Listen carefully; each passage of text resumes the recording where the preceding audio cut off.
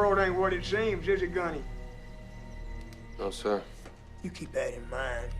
The moment you think you got it figured, you're wrong.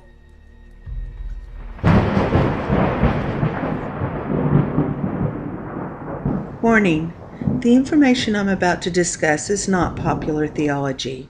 You may have never heard it before, but I ask you to patiently listen, take it to the Lord Yeshua and Scripture, and then research its historical precedent before having a knee-jerk reaction that it is false.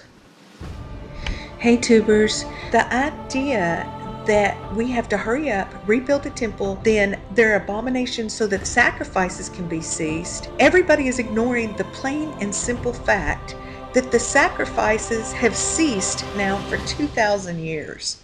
That is the norm of the church age. The temple has lain desolate for 2,000 years. But everybody ignores that and just skips to this third temple as if what has happened in this verse is not reality. The reality is the sacrifices and oblations have ceased to exist. The temple has been torn down. But I'm getting ahead of myself. Let me not put the cart before the horse. Let me start at the beginning.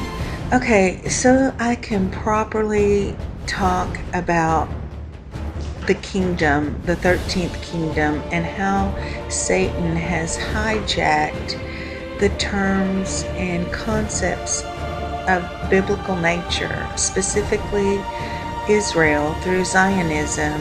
I have to explain blindness. And there's a blindness that has come upon the modern church that fails to recognize anything historical that has been going on for the last 2,000 years. What was the biggest problem that Israel had in understanding Jesus when he came? And when I say Israel right now, I'm talking about the Jews of his time period. What was their biggest stumbling block? I hope you can answer that with the fact that he did not come as a king, as an earthly king. He did not come as a power force to overthrow Rome. That was their main reason for rejecting him, because that was their mindset. Well, this goes back to the idea of putting on the mind of Christ, because that is a carnal mindset. And I'm going to show you by looking at some Bible verses. And first, I want to show you by looking at Matthew 11. John is in prison, and he has sent his disciples to Jesus, saying to them, "Are you the one who has come, or should we expect someone else?" Now here is John the Baptist, who later in this passage, Jesus is going to say of John, "Truly, I tell you, among those born of women, there has not risen anyone greater than John the Baptist." Okay, so he's saying he's the man of faith. He is the greatest until this time, yet even he is doubting Jesus's authenticity as the Messiah. Why? Because he's in jail and Christ is not delivering him. This is probably one of the strongest points against the mindset that most modern Christians have today. They have completely reverted back into the carnal mind, in that they don't recognize that Christ reigns today. They're still waiting on a second coming for his rule to be efficacious, just as the religious of Jesus' day did not recognize Jesus because they did not have the mind of Christ. My point is that Jesus had to come and show that that mindset was completely opposite manner in which God expects humans to deal with humans. It's not by overthrow of the physical kingdoms. It is the whole idea of winning the hearts and minds of mankind for the purpose of God. So here you have John the Baptist, who also believed in revolutionary force. From the days of John the Baptist until now, the kingdom of heaven has been subjected to violence, and violent people have been raiding it. For all the prophets and law prophesied until John.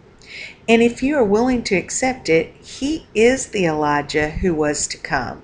Why I bring that up and why that's important is because so many times people read these Old Testament scriptures, they thrust them out into the far future, the second coming, and those Old Testament scriptures were fulfilled with Christ's first advent. What this carnal mind does to people when they believing that Jesus is going to return on earth and do everything that the religious of Jesus' day believed. I mean, remember, they were completely wrong and completely missed Christ's first coming. I would lean back on their understanding now that that's the carnal part of it.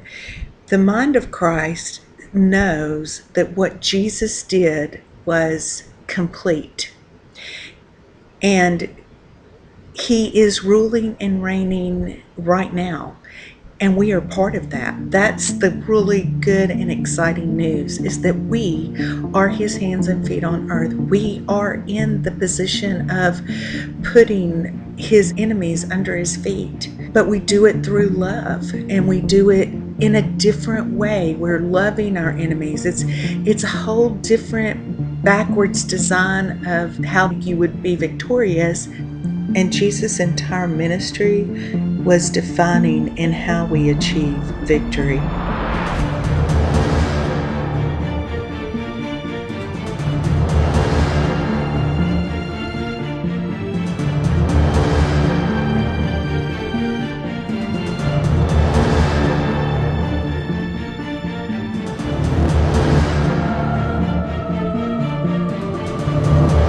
that is what we're doing.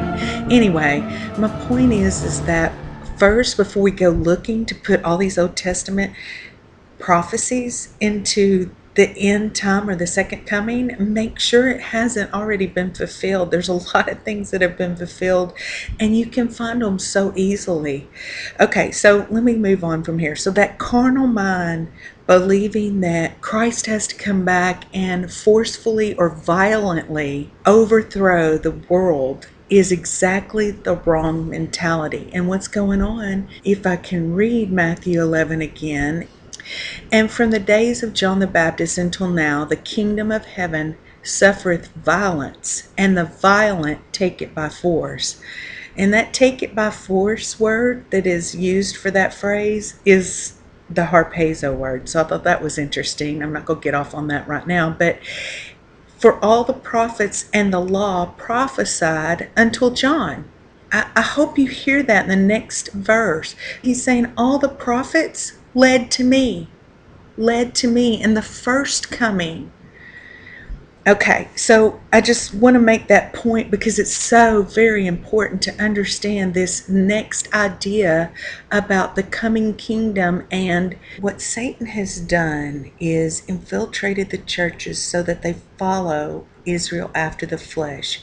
He's actually caused the entire world to hold up as an idol before Christ, by the way, this idea that Israel, a man coming in his own name and not under the blood of Christ, as being chosen of God. What is the world experiencing that you could pinpoint as the deception where it's so strong that it would fool even the Christians?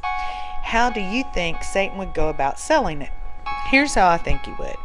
First, he would couch his idea all in Old Testament symbolism in such a way that it is almost impossible to recognize it from truth. He would obscure it with so many foreshadowing concepts so that one has to discern what really is going on and going on in Israel.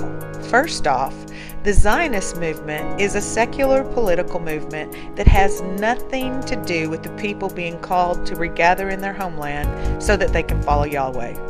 Secondly, Israel was funded by the Satanists around the world who have been the worst enemies of the cross and are the biggest names in Hollywood. How does one reconcile the fact that the Zionist owners of the Hollywood media assault Christian morals at every opportunity, yet they are the same ones who are the subsidizers of Israel? It's at this that's the heart of the issue. The Zionist bankers, such as the Rothschilds, who are the Satanists who rule the world, are the ones who have funded everything about Israel's statehood. You have to start to recognize that Zionism, through a carnal mentality, such as hijacking the name Jews, like in the Jews of Jesus' day, is a satanic deception leading to a one world global empire and Satan's Messiah. So let me keep going. Flesh means carnal. So when I say Israel after the flesh, and you can look that up, that is a scriptural term. I think it's in 1 Corinthians. Flesh means carnal. And here's how he did it. First, he couched all of end-time prophecy as if Jesus never even came the first time. He thrust all Old Testament prophecy into end times when Jesus clearly says that all the prophets until John were speaking about him. Let's take an example to show you just how blinded Satan has the modern church. Let's take Daniel's prophecy of the 70 weeks. And we'll start in Daniel 9:24, but I'm going to revert back up after I make some points. As I go through this passage, the central focus of this passage and Daniel's message is about the coming Messiah. You can't just skip in the middle of this passage and make it about the Antichrist. So let me just read it and I'll explain what I'm talking about. 70 weeks are determined upon thy people and upon thy holy city. Get that first message, 70 weeks. To finish the transgression and to make an end of sins, and to make reconciliation for iniquity, and to bring in everlasting righteousness, and to seal up the vision and prophecy, and to anoint the most holy. Who was anointed as the most holy? That was Jesus. Know therefore and understand that from the going forth of the commandment to restore and to build Jerusalem unto Messiah the Prince shall be 7 weeks, and 62 weeks. So basically 69 weeks. And the commandment to restore and build Jerusalem here is talking about Ezra and Nehemiah. Daniel comes before them. So the idea that we're going to thrust this into a third temple, that's not what this is talking about at all. So that's the first mistake people make. This is talking about the second temple. Daniel's talking to you from Babylon, where they had been taken away in captivity. Okay, let me keep going. The street shall be built again, and the wall, even in troublous times. What did Nehemiah say? Basically, we're going to have a sickle in one hand and we're going to have a sword in the other. They expected trouble. They were building in troublous times. And after 62 weeks, the Messiah shall be cut off. That's important. But not for himself. And the people of the prince that shall come shall destroy the city and the sanctuary, and the end thereof shall be with a flood. And unto the end of the war, desolations are determined. Okay, now it starts with, and he. Who is he? He is the Messiah. That's what this whole passage is talking about. You can't just take the antecedent of the last sentence and make that now the subject of what was talking about.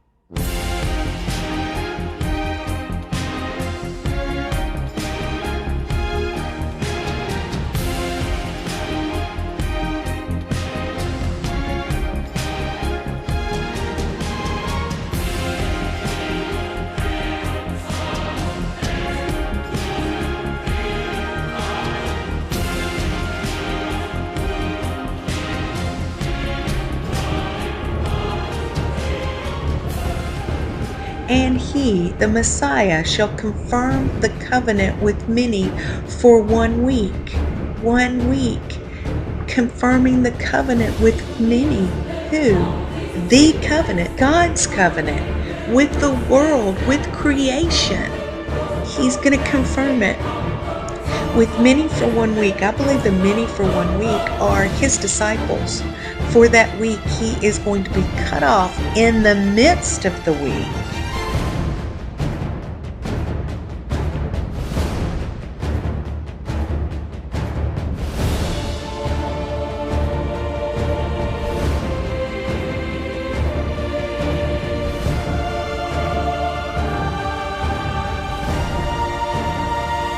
And shall cause the sacrifice and the oblation to cease. And for the overspreading of abominations, he shall make it desolate. What is it? It is the temple. Even until the consummation, meaning there is not going to be another rebuilt temple, and that determined shall be poured upon the desolate. Okay, let me stop here. Because everybody is waiting for a rebuilt temple. I mean, some of these people are saying by 2017, the abomination of desolation is going to occur, and they haven't even started with the rebuilt temple. The other side of that is, how long does it really take to rebuild a temple? 70 years? 50 years? Why is it they haven't started? That should be your first question and critical examination that I've been talking to you about. Why is it that we're still waiting around for a third temple if the regathering or the people that are in Israel right now are a true regathering of God's people? Let me go on because this is important. I don't want to get off track. The idea that we have to hurry up, rebuild the temple, then there are abominations so that sacrifices can be ceased. Everybody is ignoring the plain and simple fact that the sacrifices have ceased now for 2,000 years. That is the norm of the church age. The temple has lain desolate for 2,000 years. But everybody ignores that and just skips to this third temple as if what has happened in this verse is not reality.